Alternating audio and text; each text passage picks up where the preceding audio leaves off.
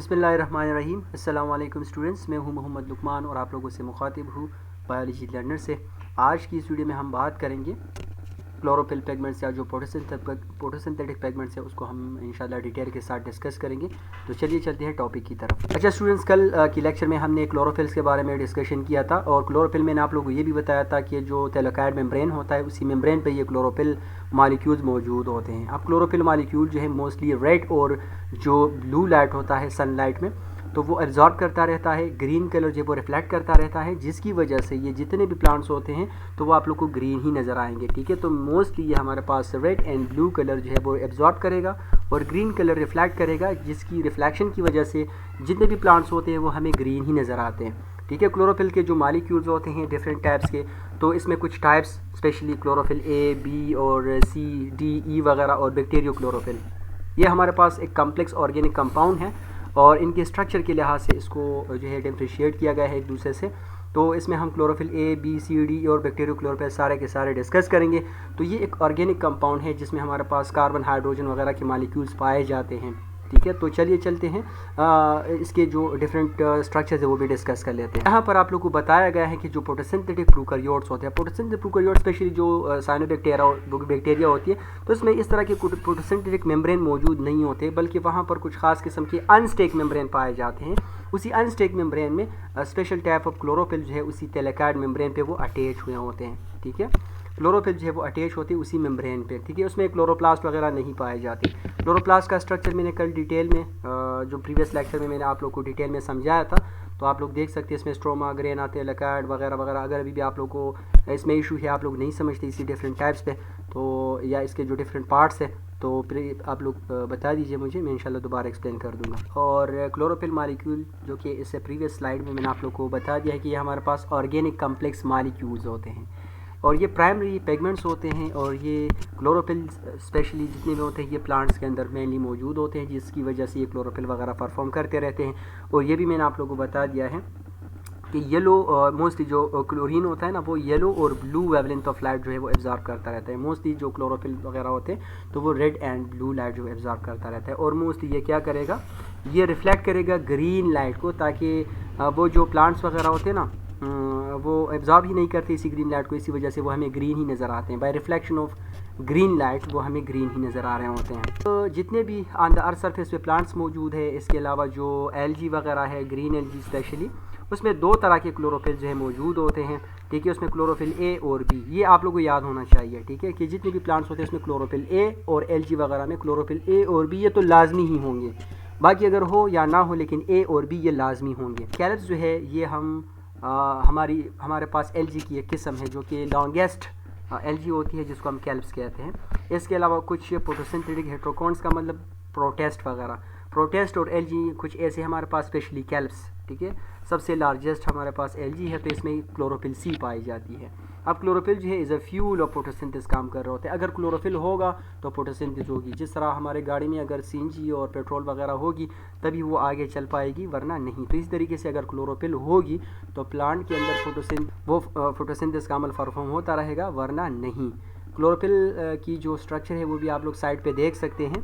Side पे आप लोग देखिए इसके दरमियान वाले रीजन में क्या है, इसमें मैग्नीशियम पाई जाती है। क्या चीज़? मैग्नीशियम। ठीक है, और साइड्स पे नाइट्रोजन रिंग्स पाई जाती है। देखिए नाइट्रोजन नाइट्रोजन नाइट्रोजन, 4 हमारे पास नाइट्रोजन और 1 मैग्नीशियम होता है। ये इनका स्ट्रक्चर है किस चीज़ का? क्लोरोफिल का। ऊपर लिखा गया है इसमें 4 नाइट्रोजन रिंग और एक दरमियान में मैग्नीशियम आयन जो वो मौजूद होता है।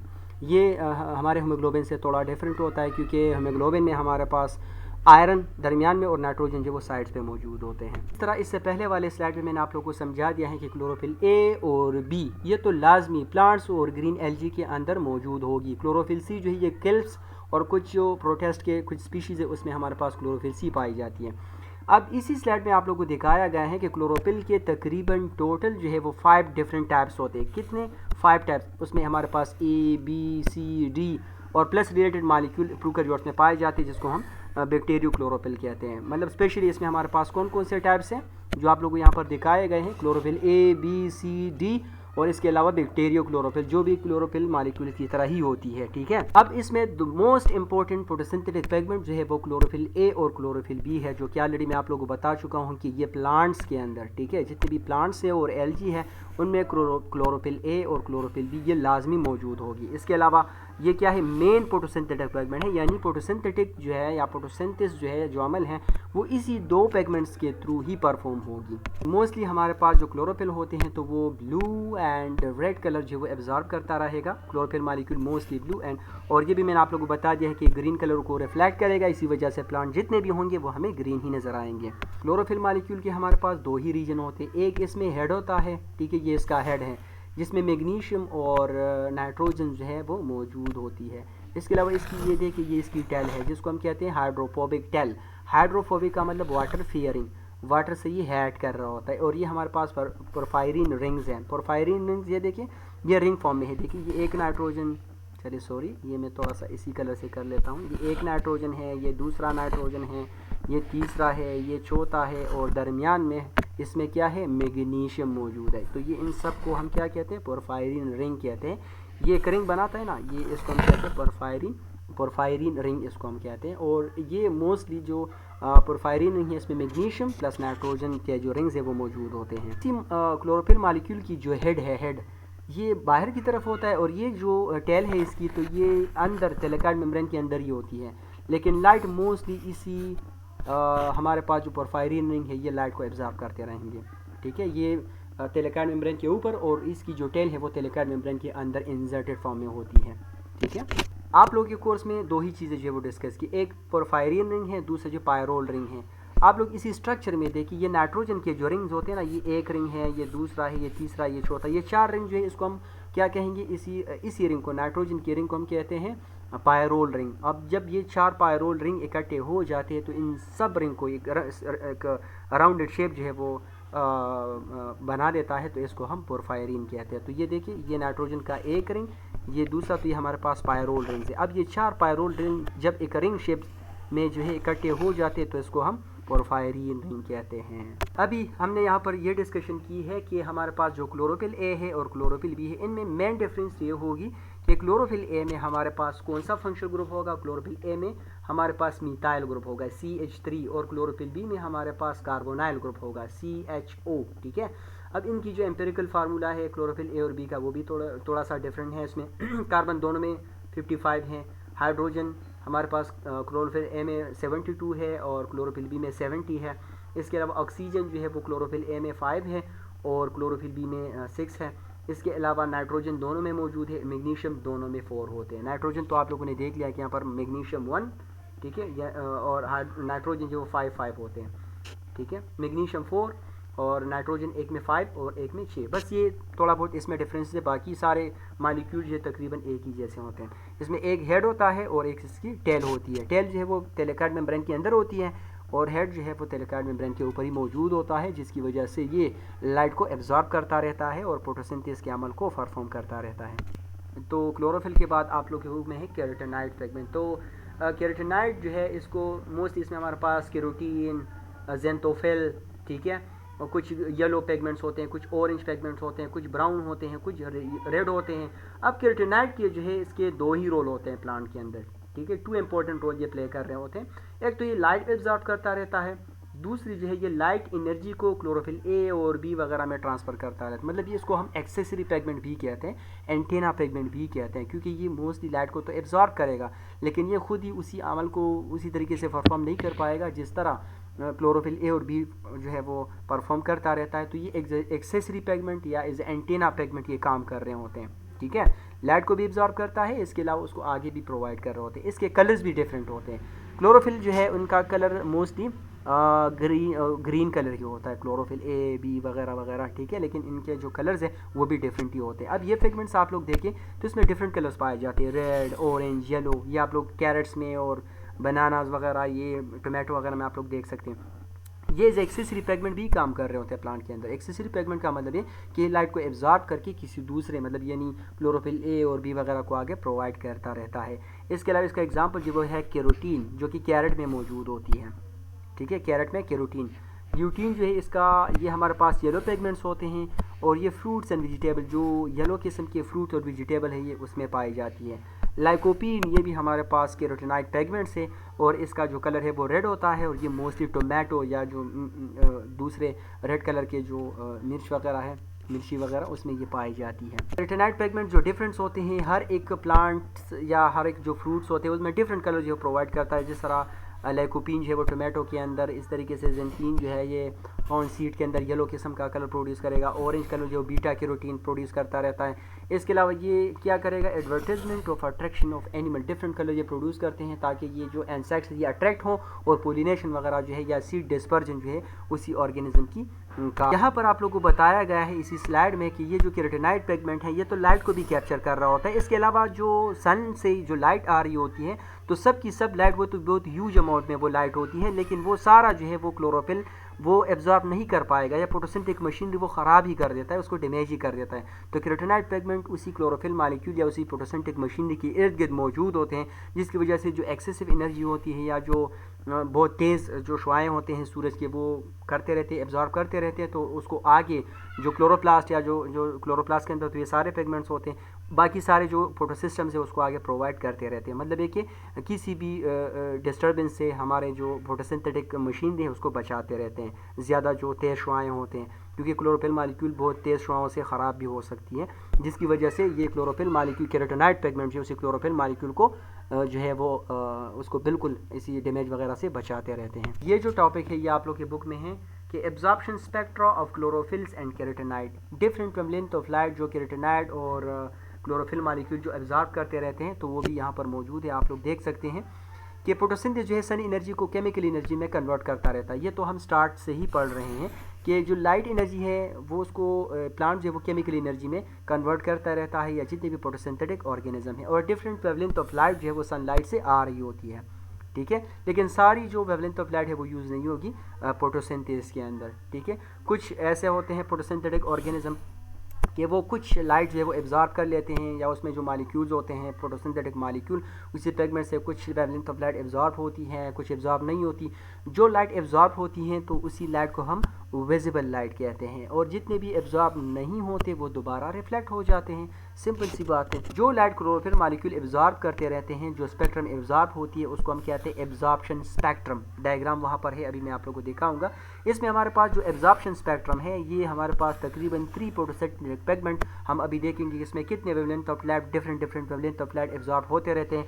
इसमें हमारे पास क्लोरोफिल ए, क्लोरोफिल बी और कैरोटीन बीटा कैरोटीन है, ये different wavelength of light absorb करते रहते हैं। चूँकि ये हमारे पास डिफरेंट पिगमेंट्स हैं, एक दूसरे से थोड़े डिफरेंट हैं, इसी वजह से ये different light of wavelength absorb करेंगे और डिफरेंट लाइट ऑफ वेवलेंथ जो वो रिफ्लेक्ट करते रहेंगे।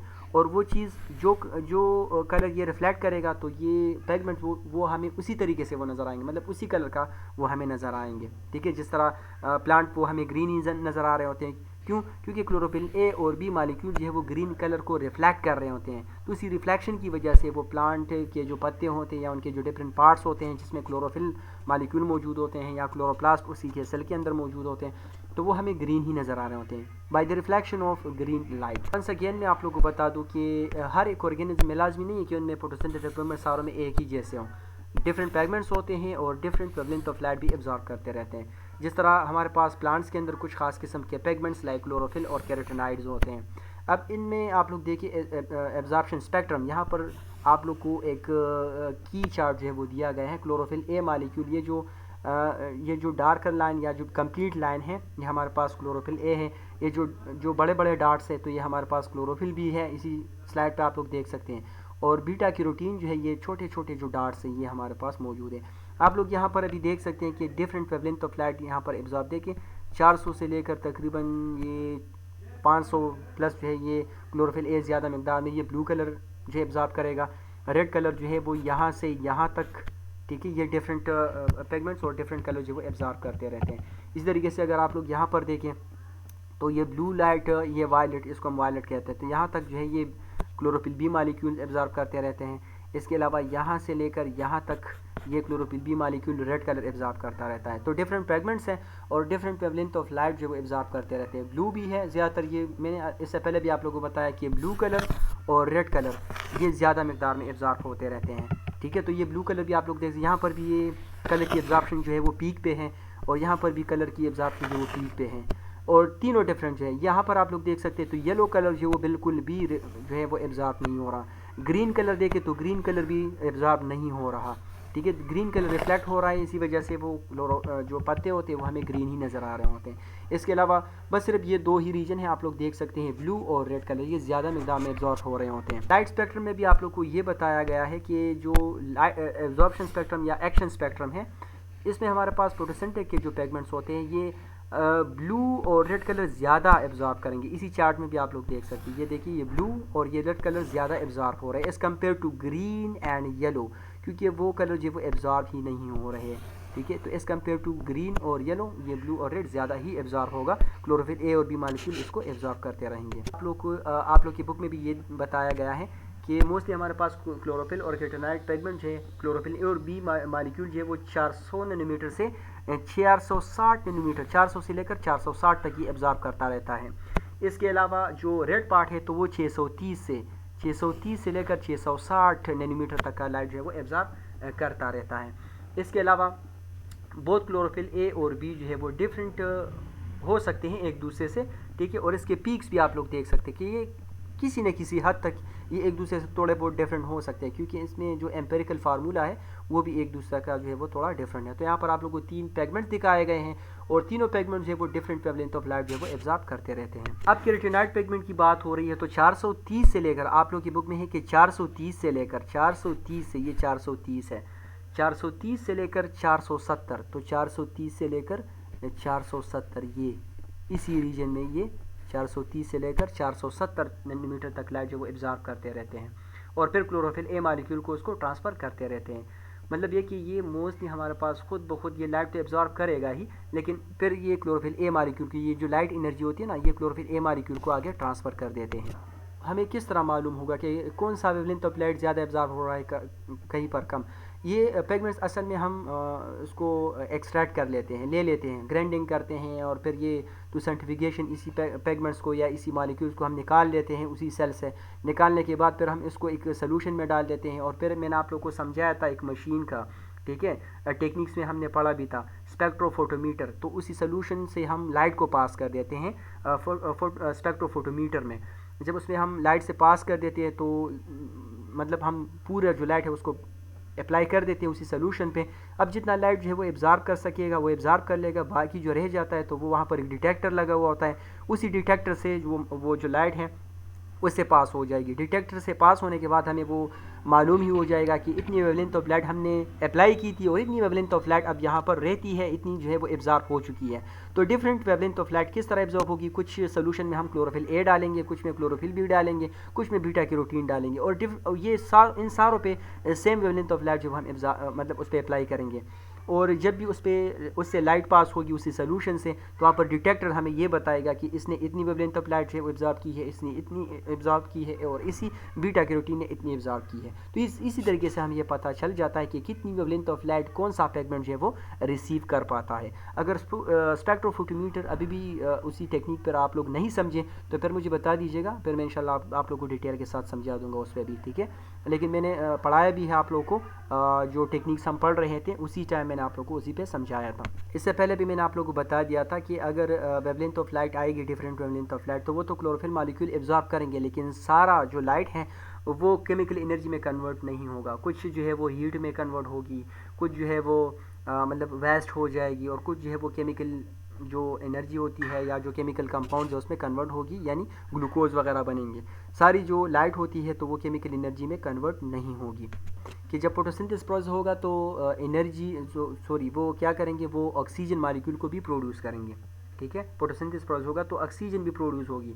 अब वेवलेंथ ऑफ लाइट होगा तो फोटोसिंथेसिस होगा, फोटोसिंथेसिस होगी तो ऑक्सीजन प्रोड्यूस होगी। अब ऑक्सीजन की प्रोडक्शन अगर हम मेजर करेंगे तो रेट ऑफ फोटोसिंथेसिस भी हम मालूम कर सकते हैं, ठीक है, कि कितनी जो है वो ऑक्सीजन बन रही है। अब ऑक्सीजन बन रही है तो इसका मतलब ये है कि फोटोसिंथेसिस का अमल जो है वो हो रहा है, ठीक है। और इसका मतलब ये होगा जो डिफरेंट वेवलेंथ ऑफ लाइट आ रहा है जिसको हम स्पेक्ट्रम, एक्शन स्पेक्ट्रम कहते हैं, उसी एक्शन स्पेक्ट्रम का जो है डिफरेंट वेवलेंथ जो आ रहा है, इसका मतलब है कि फोटोसिंथेसिस कर रहा है।